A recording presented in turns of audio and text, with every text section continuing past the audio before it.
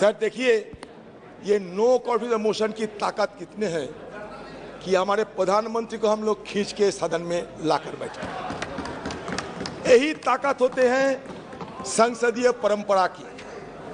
हम ये no confidence motion आने के लिए कोई सोचा भी नहीं था, लेकिन हम बार बार ये गुहार लगाते आए थे कि कम से कम हमारी देश की प्रधानमंत्री सदन में आए और मणिपुर की मुद्दे पे हम बोलने का पहले कुछ बोले। ये सिर्फ हमारा मांग थी और कुछ नहीं।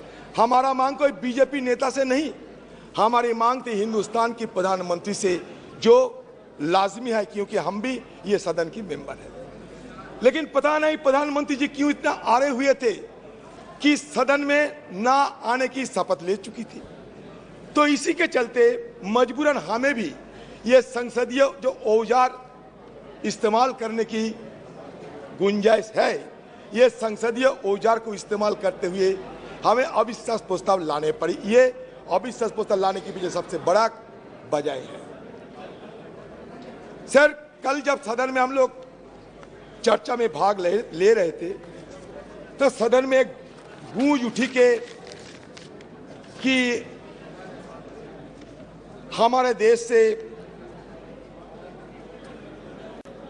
भ्रष्टाचार, क्विट इंडिया, परिवारवाद, क्विट इंडिया वगैरह वगैरह, क्योंकि ये 9 अगस्त हमारे अगस्त क्रांति दिवस माना जाता है। मैं इसके बारे में कुछ बोलना चाहते हैं।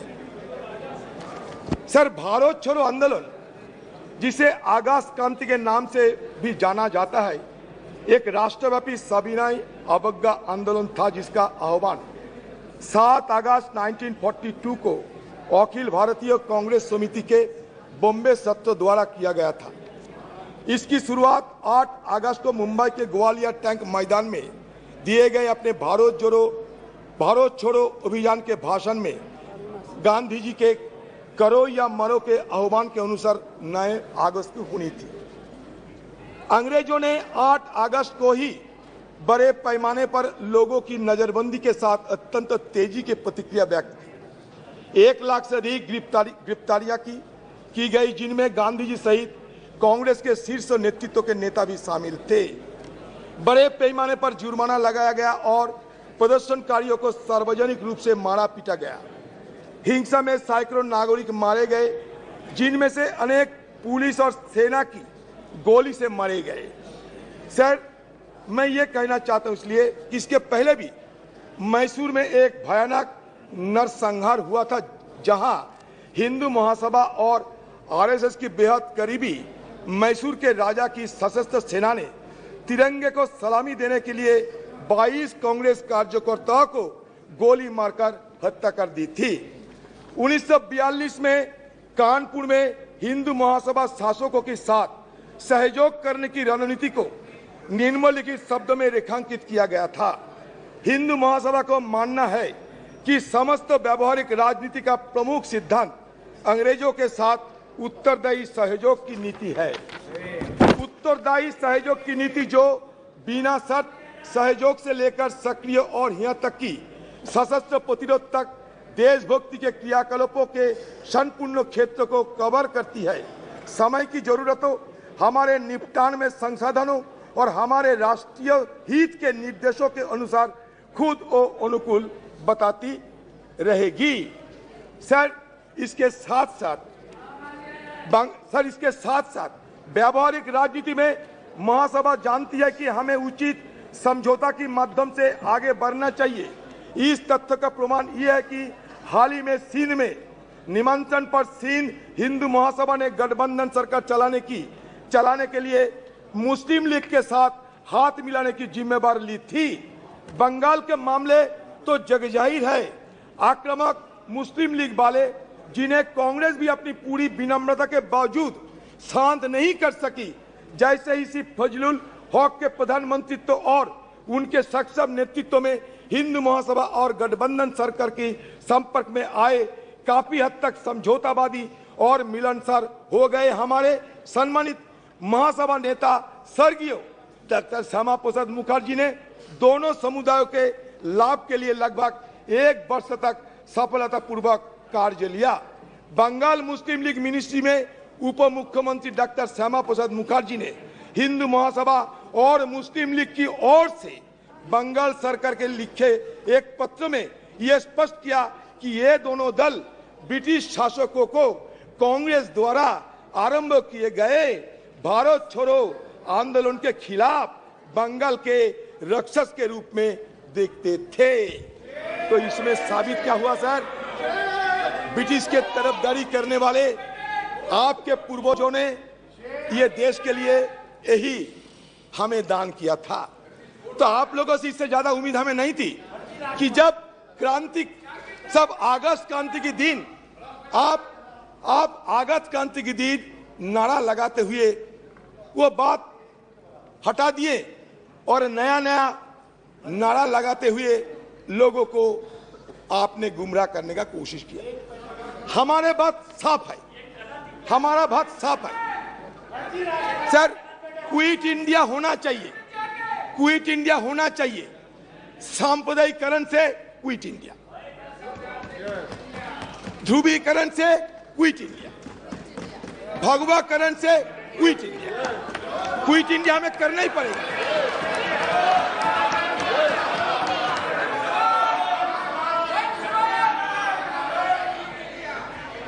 आजादी के शाम न हम होने देंगे।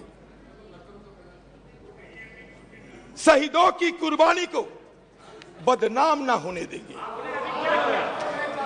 बची रहे एक बूंद लहू की रंगों में भारत माता की आंचल को बर्बाद नहीं होने देंगे। यही हमारा मकसद है। मैं सिर्फ ये कहना चाहते हैं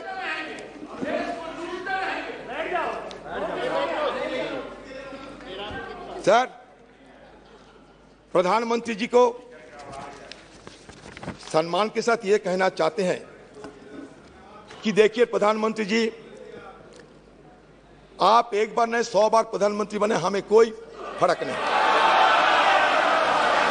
इसमें हमें कोई लेना देना नहीं। हमें लेना देना भारत की आम जनता के साथ।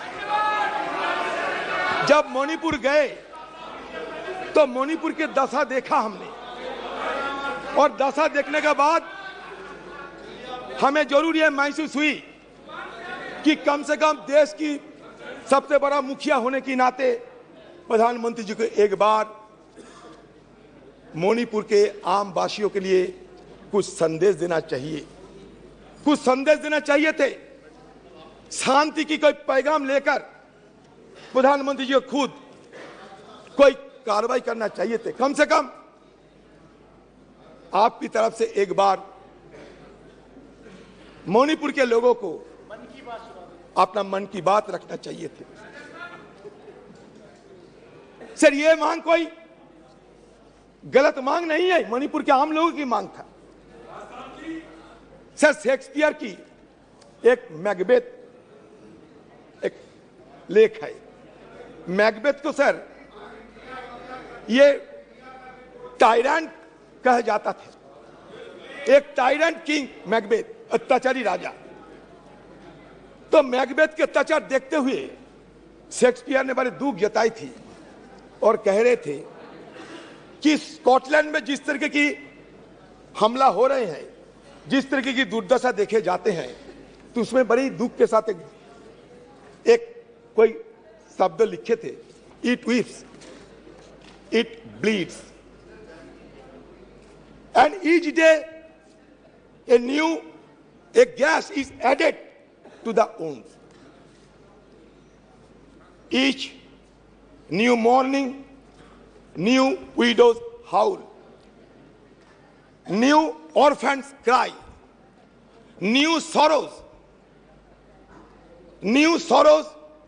strike the heaven in the face. हमें भी लगा कि मणिपुर की हालत ऐसा ही है, जहां लोगों की मन में कोई चैन शांति कुछ नहीं थी। सारे मणिपुर, यही तो बात है, आप समझ नहीं सकते। अनारस के साथ बनारस की तुलना मत किया करो। चाना के साथ बेदाना की तुलना मत किया करो, बुलक के साथ हिलक की तुलना मत किया करो। इसलिए नहीं, क्योंकि हमारे प्रधानमंत्री जी जिस दिन मणिपुर के मुद्दे पे बोलना चाहिए था, कहां से छत्तीसगढ़ लाए, कहां से राजस्थान लाए, कीजिए ना। लेकिन मणिपुर की दंगा ये कोई छोटी मोटी बात नहीं है। मणिपुर की दंगा एक जाति दंगा के रूप